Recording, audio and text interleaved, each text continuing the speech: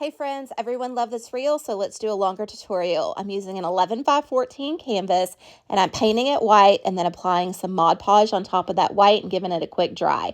Is it absolutely necessary to do if you're not doing any type of paper? Probably not, but I just did it just to be on the safe side because I am going to add some oxide, distressing oxide towards the end. So then we have our rice paper. We're going to flip that over. We're going to apply Mod Podge in the middle and apply our decoupage rice paper on top of that Mod Podge. I am going to heat it up a little bit because I did have some wrinkles, so I wanted to get those out. Then we are going to take our 11 by 14 flat canvas and I am going to fray the edges of my rice paper. And then I am going to take my Mod Podge and apply all of that down, and then I'm going to put my rice paper on top of that. So we've used a lot of Mod Podge and applied all of our papers. So now we're going to go to the fun stuff.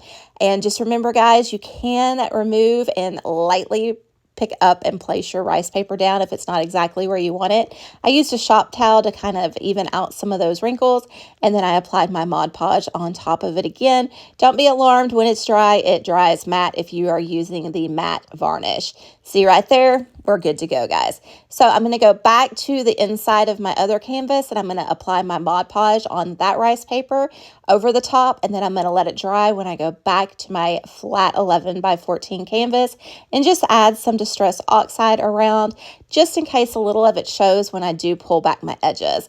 Then I'm going to do the same thing on the front. This is why I painted my board white and then applied my Mod Podge.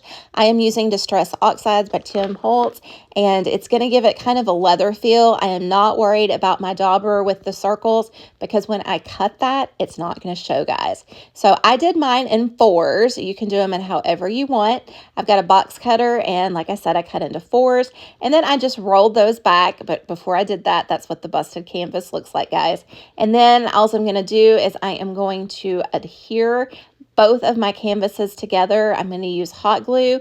In this stage, if you want to add some E6000 in with that hot glue for a tighter hold permanently, you absolutely could. Now I'm going to roll those edges back and I'm going to apply that hot glue. Again, if you want to add some E6000 on those ends just to help with that hold, you can.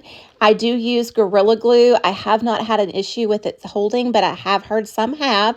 Just remember that Mod Podge is still kind of wet, so you want to make sure that you use, like I've used like a paintbrush or something to stick in there to make sure it got a really good hold, and then just make sure that you go back and check on it once that Mod Podge has had time to completely dry. And now I'm just going to apply some greenery, and guys, we are done. Thanks for watching this super quick 3-minute tutorial. It is longer than the reel, so I hope it answered some questions. We'll be doing another busted canvas DIY soon, so don't forget to come back and check often.